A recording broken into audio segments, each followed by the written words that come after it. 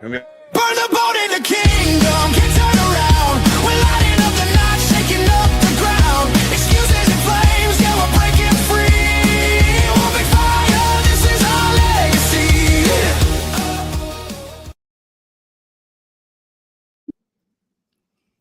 Happy New Year.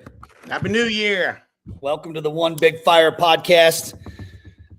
You got your hosts, Mr. Jay Kinder and Albie Stasic, coming to you from Mr. Kinder from the beautiful city of Frisco, Texas. And I'm out here looking at the mountains of Lake Tahoe. So one of the most beautiful places. I love your crib, bro. It unbelievable, dude. Blew my mind. Super, super badass. I think about it every day. Yeah, man. It's it's, I don't know if it's kind of like really, it hit me. I'm still just trying to settle into a rhythm here. Yep. What's super cool though, and this is, I think you'd love this too, is like, I'm up, my alarm I set at 4:30 a.m. I've never gotten up that early, but I'm Pacific time right now. Yeah. So I'm literally, dude, I'm up super early, but I'm done by 2:00 in the afternoon. That's awesome. And for me to it's almost like a whole new level of freedom that I didn't even realize. All the people that are our listeners here on the West Coast, you all know what we're talking about, but I just didn't have that perspective because I've been on the East Coast. You've been Central your whole life. I've been East Coast my whole life. And when you shift 3 hours, earlier, it is a whole, it changes a lot, with your time management and what you can do with your day. And it kind of goes back to the principle of getting up early, which, for you guys, for everybody watching right now, you've heard it talked about a million times. Getting up early costs you nothing in regard to an investment, but what you gain from it on an investment of time, it's remarkable. I'm working through it right now. I remember when you guys were running NAEA at the highest level. Yep. I remember you talking about getting up because you were living out in the country still, out in that horse country area. Yep. Yeah. And you were up at 4 a.m., but you had to, it was getting to NAEA. I had to, dude. You had to, in order to win, you had to be at 4 a.m., hit the workout, get to the office by 6 o'clock, a little before, and then you got, an hour and a half of, that you could jam and get ahead of things. And that was absolutely necessary. Yeah. Yeah. And I when you had told me that, the first thought in my mind is dude, I could never get up at 4 I hate it. But for whatever reason here, it's easy. But I actually just heard something, and we're going to definitely dive into this topic because I'm stoked about it. And obviously I'm a big fan of Alex Hormozi. I want to give him full credit for, kind of the inspiration behind this, because he just put a video out. You can find it on YouTube. Just type in, if you want, it's actually, I stole his headline. If you want 2026 to be the best year of your life, listen to this. And it's 7 hours long, bro. The video 7 hours. It's 7 hours long. So I'm not even halfway through it, but I'm sitting here the takeaways. I'm taking screenshots. I'm like, damn, this is fire. And it's just literally him with a white background, just having a conversation, which I love that kind of content. Right. But he, shoot, I forgot where I was even going with that. But the amount of things you can get done by getting up early, beating everybody there. We've heard it a million times, but for whatever reason on the West Coast, obviously because of the time change. Oh, I know what it was. He talked about not setting an alarm to get up, setting an alarm to go to sleep, and getting to bed by 9 p.m. Yep. That's kind of one of my new habits. And I don't like these things when we talk about New Year's resolutions and stuff like that. I'm looking at 2025 was my year of new habits, creating new from my time management piece to just the things that I do with my time. In order for you to do that, though, you got to have the time, which goes back to your calendar always, right? So for me, the new 4:30 alarm clock, like last night, I didn't get to bed till 10:30, which for some of you listening right now, that might be an early, that's a good time to get to bed. But for me, my new time to get to bed is 9:00. Like at least get into bed, and when I'm able to get that fresh sleep coming into that, dude, it's everything for the rest of the day. I mean, the rest of the day just floats so much. It actually flies by quicker. I get more done. All the above. So love it, brother. Love it. Yeah, dude. So, yeah, I wanted to dig into this topic because obviously we're into the new year. We got a lot of stuff going on, but when we talk about falling in love with the boring stuff, right? Everyone's looking for that magic pill that might work in a month if I commit to it, 2 months, commit to it, 3 months. And a lot of times just, as entrepreneurs, because we do get bored quickly. And what Alex was like talking about, the biggest lesson that I've heard so far, and again, I'm not even halfway through this thing, is that to fall in love with that boredom. And I don't care if you're selling real estate, that boredom could mean sitting down and making your calls for 2 to 3 hours. If you don't have anything in escrow, you should be making calls for 5 hours a day. And it's going to be boring. Here's the cool thing about boredom, though. It's only bored. It only becomes bored when you're not passionate about what that result is going to be at the end, and you don't believe fully that you're going to get there. So what happens is they might commit, and somebody might think, well, I'm going to commit to this for 3 months. Okay, cool. What happens if you don't achieve whatever you think success is in your mind in that 3-month period of time? And it made me think about what we've built here with Honey Badger Nation and with Funnel Pilot and all the iterations and everything, like all the phone calls. Like, I want to hear your perspective on this, because there's nobody I know on earth that when I've looked at their calendar, it gives me anxiety. Like that's your calendar. I mean, yeah. Call after call. I think I have a lot of calls, and I do, compared to whatever you want to compare the average Joe. But when I look at your calendar, like, how is it when you're, obviously we're committed to our agents' success and helping them grow something that's going to be a generational value to their kids and grandkids. And that's what we're committed to. That's the point in the legacy that we're building right now. What is it that every week when it's a Sunday night, and before you go to bed, you peek at your calendar, you're like, okay, what does Monday look like? What does Tuesday look like? What is it that keeps you going, dude? Because, it's a lot of repetitive, and some might think, God, that many 3-way calls, that's got to be boring after a while. But for me, dude, first of all, 2 things. So I'll never forget doing the prospecting. Okay. I didn't like it, but I knew it was a necessary evil. And then I got so busy doing deals that I didn't do as much of the prospecting, right? Like I was so busy doing deals that I didn't make calls on that day or this. So like at a point, you do the work long enough.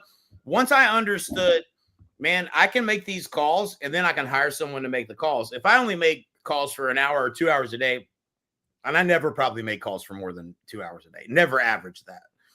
And so I wasn't super productive. I hated doing it, but it got me busy enough that I knew that I can do anything for 90 days. And then, I can hire someone that can make calls all day long and I'll get a return on that labor dollar and I will never have to do it again. And so, things that are hard, that's how I could get through them, is like, I'll do anything if I can see in a window where I don't have to ever do it again. This is a little different though. Like I actually really enjoy helping agents. So like getting on a call and finding out about where somebody's at and like how we can best help them and navigate like where I think the value is that we can really help them, that I enjoy that. And so I will say it's like, dang, man, I thought like I had one today. What I hate more than anything is having a call and somebody no show, right? Like that doesn't happen ever. Usually it gets rescheduled and it just disappears. And I thought I was going to get to go to the chiropractor because I needed to after Lake Tahoe. And I was like, dang. And I ran long on an appointment. I was like, so I ain't going to the chiropractor today or tomorrow probably. But, so it is, but I'm patiently working towards a solution, right? Like it's been this whole quarter that we've been focused on building out a system that doesn't require me to be the three-way call every time has been a process that takes time. And so I'll continue to do three-way calls. I'll always do them, but I'm way more patient now, than I probably was in the past, because it's nothing that I'm doing is about the money. When it was about the money, and if I hated doing something I was doing, you get tired of doing things that you shouldn't be doing, maybe, right? Right. And I feel like I make a difference. If I do 10 calls, 8 people are coming, right? So, maybe 10 some days, but yeah, that's, so to me, I feel like it moves the needle, and I like to see the needle move. So that part, I feel like it feels fulfilled at the end of the day. I feel like I'm doing something that makes a difference in the world. All of those things is that's just my viewpoint. And again, I control the calendar. It ain't just wide open. It starts at 9, it ends at 5. You can get in it, so there's a defined end and beginning and end to that. But I do feel it's where I make a difference, right? And so that until I find a mechanism that isn't just me, which will be our call that we'll start doing this week. When you meet, I know this. Everything that I'm going to tell you about how I'm going to help you grow your business, you're gonna, it's pretty good, okay? But when you meet the team and they tell you everything they're going to do for you, I sat through it with a call where I was like, let me just introduce you to everybody on the team. And they all talked about what it is that they do. And I was like, shit, if people saw this, the whole damn country would be at EXP. And so that's what we're moving to now, as a mechanism where it isn't just me, but I can do that. Now we have a system. Once or twice a week, you get on a call and you meet the whole team, ask your questions. And so, there's a means to an end there. Cause we talked about this. You saw my video of all the sports collection and all the stuff I bought. And it does give me anxiety. Like, I don't like having stuff laying around. And so, like, I'm a little bit distracted this week because I'm like, I got to get this shit out of my office. But outside of that, I enjoy doing the calls. But it is nice to be able to have the control of your time and not being reactive to your day, but being proactive. I proactively put myself in this position because I feel like it's what turns the knob. Sure. Yeah. Well, right. and I mean, there's a couple things that I wanted to pull out of that. So, if you're not seeing the results, if you are out there making the calls, if you're doing what you need to be doing from prospecting, maybe it's social media posts that you're consistent, you're just not seeing the results yet. I mean, I was just listening to, I think it was that kid that put that big viral video up of the Somali daycares or whatever. Yeah. And he was talking, I think it was Patrick Bet David had him on. He was interviewing him. He was talking about like his YouTube channel wasn't taking off and he was like committed for over 2 years. And then finally, boom, something hits. If he would have quit after 3, 4, 6 months, he would have never even saw that. He just kept staying on course. And we've heard this before, is that why does consistency beat talent almost every single time? And what's happened for me was way back when I didn't have the skills, I was out searching for skills. I was searching through a coach, trying to improve my skills, all this other stuff. At the end of the day, the biggest secret that I found was to just go out there and do it. When I was on 2 or 3 listing appointments a day, you might think that gets monotonous. Now, I loved it. At the time, that was what I was doing. That was what I was passionate about. It was what brought in income. And so I fell in love with that process. Now, through that, before I could get skilled, I had to find the discipline to stay consistent. It doesn't work the other way. You don't get skilled first and then you're consistent. It doesn't work that way. Yeah. And it's actually good that it doesn't. Yeah. Because you got to build that consistency muscle. I just remember, dude, it came to a point on listing appointments where I was so excited because it started becoming a game, and I feel like it's the same way on my calls, my 3-way calls, my one-on-one calls with agents when they're stuck is like, okay, I can do this with my eyes closed, not even thinking about it. And the reason that happened wasn't because I studied a bunch of books on recruiting or coaching or any of that bullshit. Yep. It happened just because I got on 20, 30, 40 calls a week. Yeah. And then the next week, I did it again. And the week after that, I did it again. And then I did it month after month after month. And that in itself, and it costs you nothing. It costs you nothing in coaching. It doesn't cost you anything to buy some book that you're going to open up, and all of a sudden you're going to have this massive aha, I'm skilled. It doesn't work that way, dude. You just have to do it. And the thing is we see people quitting. 80% of agents that got their license in 2025, it might even be higher now because of the environment. They're quitting. They're quitting in 5 years. They're out. 5 years, they're not going to be in the real estate business. The same thing goes for mortgage brokers. They're they see other people having success and they're like, yeah, I want that. I'll go get my mortgage broker's license. I'll go get my real estate license. It looks easy. Yeah. I bet I can fucking do that, and then they quickly find out, shit, I'm broke. What am I not doing right? And all it boils down to, there is no magic pill. But if I had to say the magic pill, it's always going to be around consistency. Shep Black talks about it all the time. Falling in love with that process. How much boredom can you endure? That's my question. Yeah. How much boredom can you endure and push past it? Because if you're able to get past that point of boredom of doing the same shit over and over again, day after day, week after week, month after month, there's going to be a time. And I don't know, like for you and I, like when we moved our brokerages over 8.5 years ago, we were kind of fish out of water, dude, because it was a completely different skill set that we didn't have. Like right. Actually, you actually did have it. We just didn't know it because it was so similar to like selling coaching, but it was so much better, and you guys got highly skilled at selling coaching. Yep. And that was your business model. Little did we know that translated really well into recruiting agents. And so anyways. I was talking to a dude today that had he was going through the process of figuring out marketing. He'd done some absentee mailers and had some success. He's paying a ton of money for all this. I'm like, yeah, you're going to figure it out. Like he got a hold of the right person, a mailer that worked, somebody that understands marketing. And he's having a lot of, he's having a little bit of success with it. And now he's going to a group webinar format. And I'm like, yep. The next thing you're going to get to learn is get you about 1,000 webinars under your belt, because that first one ain't going to work. And so, but he's moving down that path of, I got to solve this problem next. What's my next bottleneck? I got to solve that problem. He's going to win because he's trying to figure it out. And, I think most people get in this business. They don't realize there's a lot of shit that they don't tell you. Yeah. Like how to get customers mainly. And that, I think that's, you gotta be dogged, determined, and willing to.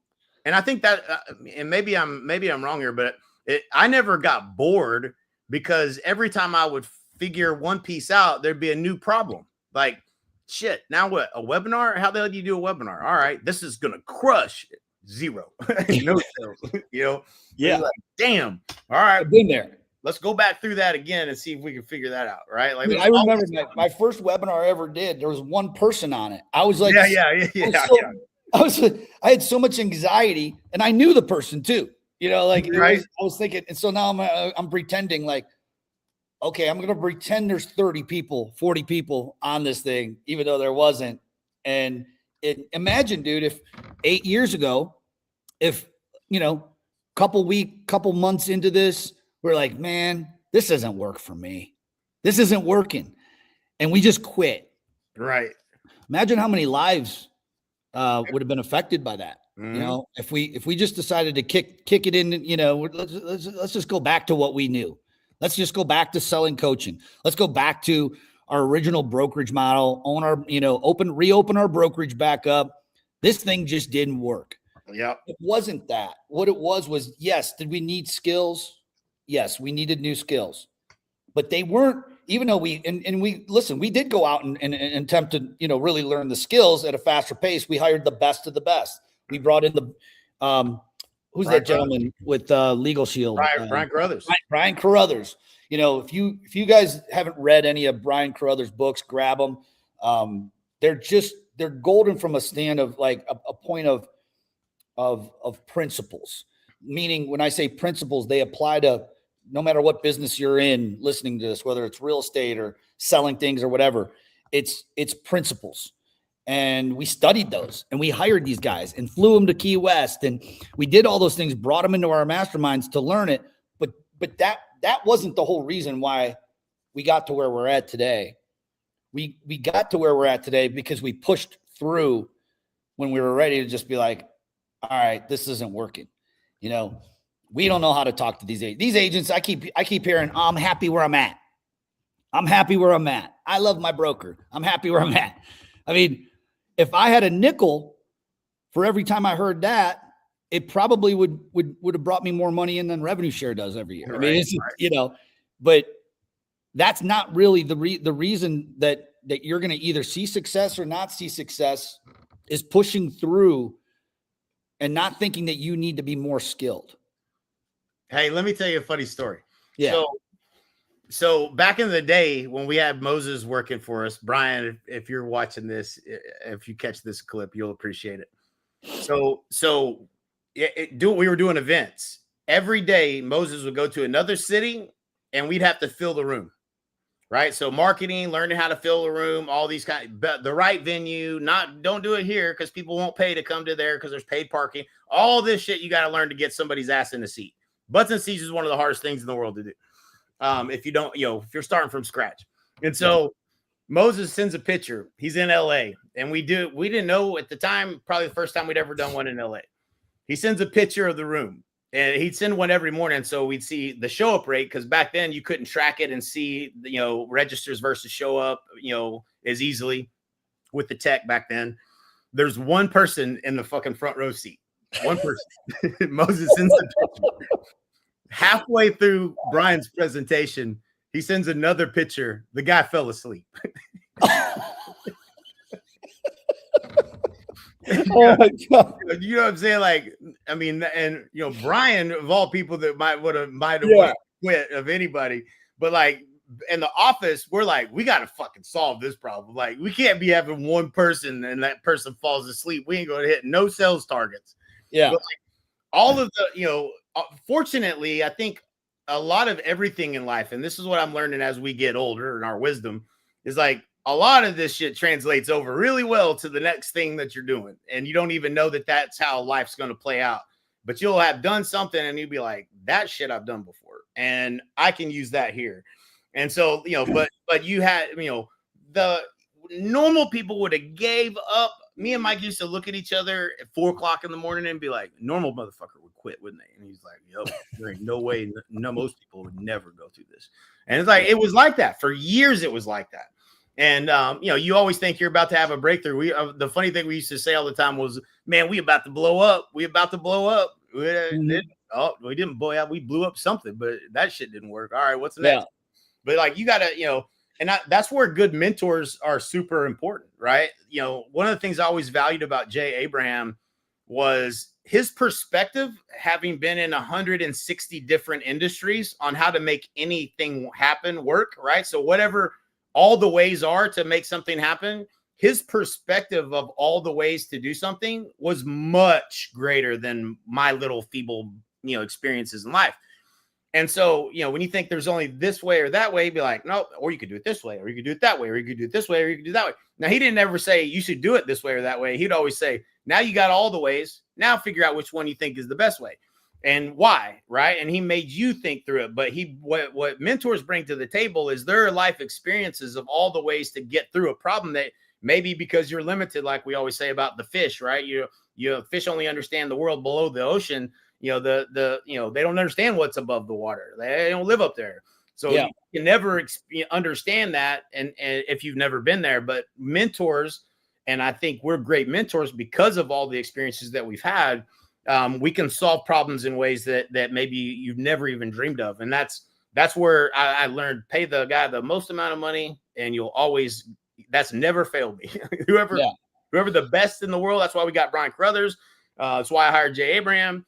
They have perspective that you don't have and helps to navigate some of these challenges that where you feel like you're beating your head against the wall. Yeah. Yeah. Well, dude, and this just brought up something else. I'm finishing up another. So I've talked to you about the Untethered Soul book. Yep. Definitely my top book of 2025. And there's actually an offshoot book of it, and it's called the lecture series, the Untethered Soul lecture. And Michael Singer, literally, it's just him recording, him lecturing from that book to a group of people. I don't know if it's college students or whatever. But one of my biggest this week, when I was listening to it on the way back from Palisades, I had it on, and the biggest thing, dude, that I want people, our audience, to hear this. Okay. If you're going through some struggles right now, it affects you in every aspect of your family. You don't know where, if you're in a situation where, man, I don't even know how the hell I'm going to pay this bill. Trust me, you and I, Jay, you've been there. I've been there. I've canceled, you've canceled your Netflix before. I've gotten skinny. But what's interesting is his perspective in the book that was talking about, this is huge, dude. It's everything you were just talking about. And having the ability of the mental gymnastics, but it's actually spiritual mental gymnastics, actually, because it's the spirit that's going to get you to this place, is getting to a point where you're thankful and you actually have gratitude for all that shit that you just went through. Mm-hmm.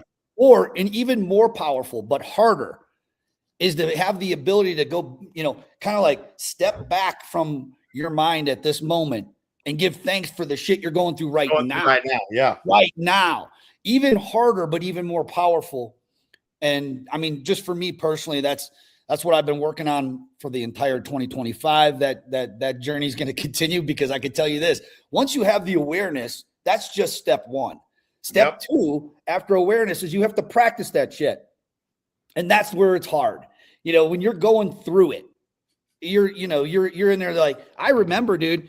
I remember when it was before I met you guys in 2000, it was 2009, because I met you guys 2010. Yep. And I remembered, and I mean, even like thinking about this right now as we're talking, it makes me a little emotional, because I remember, dude, 2009, short sales everywhere.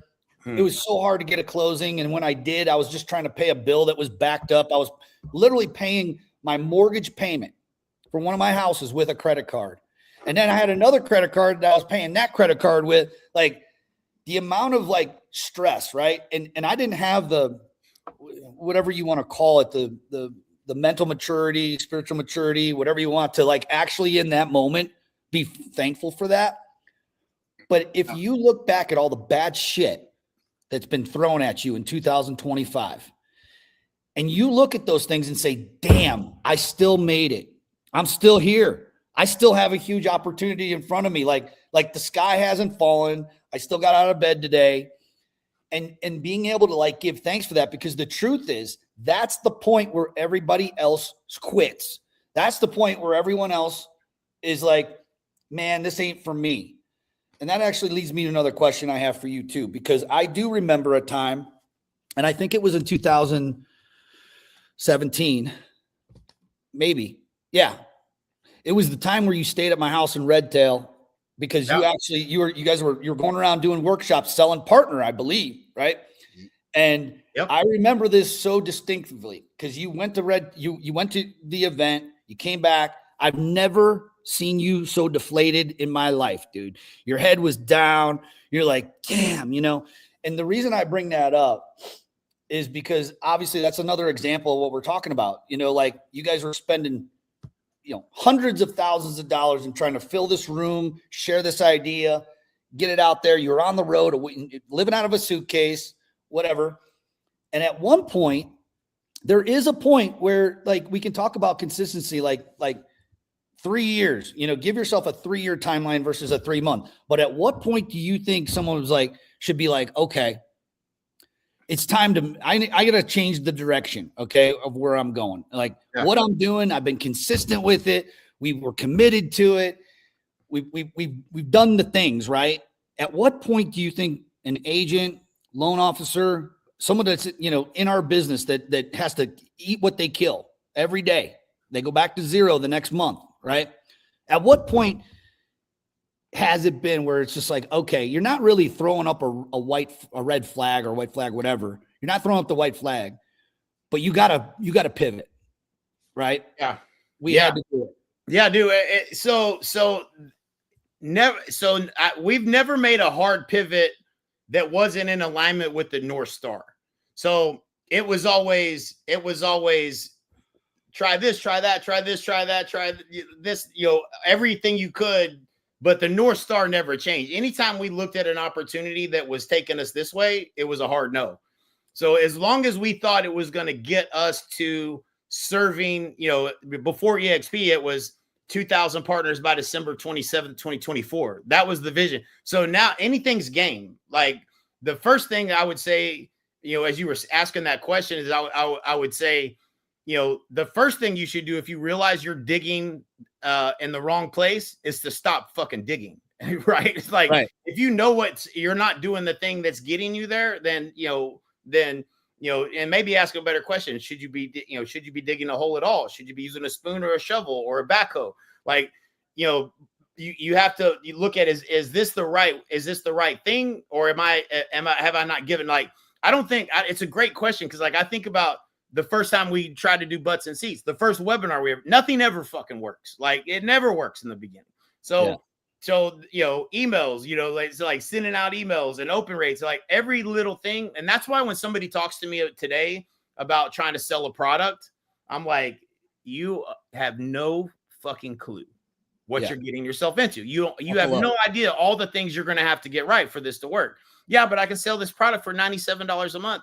Yeah, but you don't know that they're going to stay on average 3 months. So you better have top of funnel figured out, because you're going to churn through these people so fast that you're never going to make any real money, and you're going to spend the next 6 months figuring all this shit out. Like, there's so many things you have to learn along the way. You just got to be willing to learn them. And you'll know when there's nobody in the audience. You got to figure out butts and seats. What did we do? We would go, all right, didn't Dan Kennedy do a course on called Butts and Seats? Let's see if we can find it in our library of a million things that we bought. Sure enough, broke that out, broke it down, solved butts and seats, put 50, 60 people in every room after that. But like, I think, as long as you're clear on the vision and where you're trying to go, it's what are all the ways that might get you there is what you should be open to, and always say yes to those things that might lead you to getting to that. And then what do I need to learn? What's the bot? And more importantly, you gotta start thinking ahead of that is, once I solve that problem, what problem do I have? Oh, selling from the room. Guess what? They don't all buy, and that, those are things that I think part of my frustration during that time with partner, it wasn't specifically partner. It was the technology partner that we had partnered with. And it just wasn't if I don't believe in something, I have a hard time. We were hoping it was going to become the best technology to work with, and it never did. And I think inherently I knew that I was burning years of my life, out on the road. I'm saying, like, by the time you get on day 4, there was some weeks that we did 5 cities in 5 days. And, that takes a lot of money, a lot of time away from your family. But me and Mike would call. He would be in one city, I'd be in another, and we would call afterwards and we would talk through, hey man, how'd your pitch go? Hey, what are you changing on your slides? And we would iterate, like in the day-to-day iterations. The iterations, that's how you build a skill fast, right? Like the reason I was so good on listing appointments was because I would go on 5 a day, and I could take something if I didn't win, and I could try something different, and I could learn from it faster because I had another person to try it on. You know what I'm saying? I had enough at bats. And so as we're going through all this, and we're learning and thinking we're going to figure it all out, and all, and it gets better as we go city to city. You have some momentum that carries you forward. But, on day 5, when you ran out of underwear and socks, you know what I'm saying, you're questioning all your life decisions at that point. Yeah. I mean, I think, Jay, we talk about it in our current webinar too, is that if you're an agent, LO, whatever you're at, selling something, whatever it is, and Coach Burt, he so eloquently put this, and I love the way he describes this, is that you don't need more money. Real estate agents don't need more money. Loan officers, you don't need more money. You need more people. You gotta get the people first, because the people have the money. And I remember the first time coach said that, and I was just like, think, okay, which is exactly the principle. So when we talk about like, okay, at what point do you stop digging the hole because you feel like you're digging in the wrong place? It's when you're putting enough effort consistently in day after day, week after week, month after month. And at some point, if you're not having more conversations, then you have to pivot. But that doesn't mean that you stop being consistent. It just means that you might have to tweak something, something that you're doing. For instance, today, I mean, was it 2015? I launched a company called Appointments Today. You guys launched an ISA, an entire ISA floor of telemarketers calling to set up listing appointments. Today, we know that most people don't answer the phone if they don't know the phone number that's coming in. I mean, sometimes they're going to answer it once in a great while, a hell of a lot less than 10 years ago. Yep. So where do we pivot to? Does that mean we just stop calling? No, but it might mean that you're going to have to start implementing a new strategy and doing that consistently. Yep. And today I can just tell you this, the number one thing, dude, and I'm not talking about just, from new leads, but even for follow-ups, the number one thing that I've been doing, and it's almost kind of like a flip switched, and it's shooting a quick short video right from my cell phone and texting that over so they know that I'm a human being. I'm not a bot. I'm not AI. Like I'm just, and it's not even long. Like I'm shooting like a 30-second video saying, hey, it's Al Stasek. I want you to know that this is a person behind there. I'm looking forward to talking to you in 15 minutes. And it's just getting that show up rate increasing dramatically just from that one little move. And guess what? If that goes through and they don't respond to it, I don't gotta worry. I'm not even upset about it. It was actually Woods, dude. I don't know if I told you this, but when Woods came in, it was about 3-4 weeks ago, came into Cleveland and he was doing a workshop with Darren Mancuso. They crushed it, by the way. Right. Awesome. And he got out, he was at the airport. He got off the plane and I'm like, yeah, dude, come on over to the house. And it was the night before the event. I'm like, yeah, come over. We'll get some dinner, get a workout in. He's like, yeah, right after I make these videos. I was like, what are you talking about? He's like, they had 100 people registered for that workshop. So Wood sat down for 2.5 to 3 hours and shot a small 30-second video to every single one of those attendees, confirming that their show up rates are crazy. Right. Because he just commits. Like can you imagine, like, would you commit to that? I'm not talking about you, Jay, but like you in the audience. I mean, would you commit to sending 100 videos in a matter of 3 hours? And frankly, this is someone who doesn't, he's going to have steak and lobster anyway. Woods, he makes enough money where he didn't have to be in Cleveland. He didn't have to spend 3 hours texting and emailing or texting a video to every single one of those agents, naming them by name. But it makes a huge impact on your result. So it's how much do you think you get bored after the 10th or 15th or 20th video? Yeah. I mean, I probably would, but that's the difference maker right there. Yeah. Well, if you go through all the work to get, to the registration and all of that, and you would feel real silly if only 20% of the room showed up and you could have had 65, right? Like that's a huge difference in the what can happen with the people that spend a few hours with you. And so, yeah, man, it's, but once you learn that, you either do it or you don't. And the difference between people that are successful is the successful people do shit that they don't want to do anyway. That's the only difference. Yeah, man. If you sit there and shot 100 videos and sent them over, I guarantee you're going to get good at it. I guarantee the next time you sit down to shoot those follow-ups to all your leads that are coming in. Imagine every buyer lead that comes in, we talk about, follow-up is the thing that falls to the side every time. What if you not only just made that initial call? Most agents that we know, just from statistics, they make it to maybe the second or third call, and then that's it. That lead disappears into their CRM, never to be heard of or seen again. I mean, let's just face it. I've been guilty of that myself. And then we depend on this campaign that we have that's automated that does this. Now, obviously, those campaigns are getting better with AI. It's a whole new game out there. But if you were to just sit down and commit to sending a short video to every single lead, every soul that came in, introducing yourself, 30 seconds, dude, it becomes like brushing your teeth. And you get, guess what? Before you shot that first video and you're nervous to shoot it. You're nervous to, what am I going to say? Am I going to be tripping over? What are they going to think about how I sound on this video or how I look? Or doesn't matter. Just do it. Rip the fucking cover off, Band-Aid off, and just send it. And then send another one and another one and another one. I can guarantee you this. There might be a little pain and boredom by the time you get to that 100th little follow-up video, okay? But you are going to be so freaking highly skilled at shooting these things, you're going to start to actually fall in love with the process. You got to push through that initial pain and commit to it.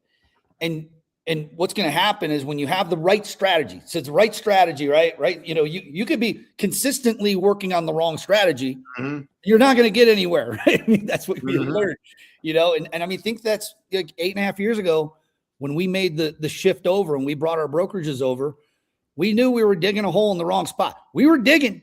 Yep.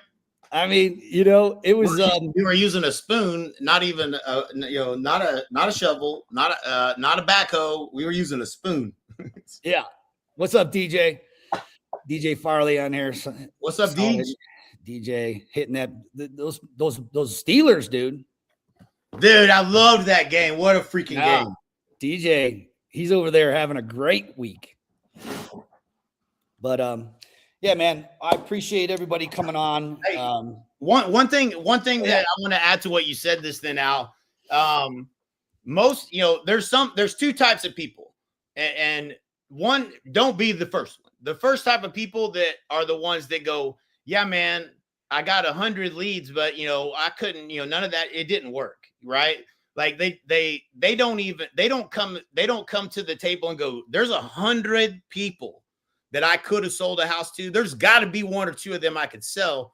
What do I need to do to increase my contacted rate? Right? They just say it doesn't work. Those people, I can't help you. Like I hear that from time to time. Like I know if you follow what we tell you to do, you're going to get results. So it ain't a game you can play with me. It ain't the leads. It's you. Do we want to talk about that or not? What are we doing? Where can we be better? And the person that gets defensive and wants to make their excuses, you can keep your excuses and you can keep your failure. You're going to be a failure forever until you change who you are. And the other person is that person that's like, all right, what else could I do to go from 15% contacted to 30%? What could I do to improve that? If I could double my contacted rate, what would happen then? I would double my sales. Like you have to. I think a lot of this for me came from Jay Abraham. I'll never forget, dude. When I went to that first Jay Abraham event, I remember I got on the plane. I was so damn excited about everything that I learned because I'd never heard it before. And it just expanded my brain to, there's only 3 ways to grow a business. All these principles that I had never heard before. And this poor lady sitting next to me on the plane. In fact, she was the girlfriend of a public speaker, Eric Lofstrom, and he works with Brent Gove now. Oh, no kidding. Okay. Yeah. And so Eric Lofstrom, he was a public speaker, and I was like, I had all these notes. This poor girl got an education on the flight home from LA. She had no idea, but she saw I was so excited. But like once I knew what was possible and what are all these ways that I didn't know, like I could never go back to being like, that didn't work. You know what I'm saying? Yeah. How many things did you try? Did you try one? Yeah. Did you try 100? No, I didn't do that. But yeah, it's just, you got to be committed, that's the great thing. You do need to be committed. The one thing we haven't talked about is you also got to be humble. Like if you're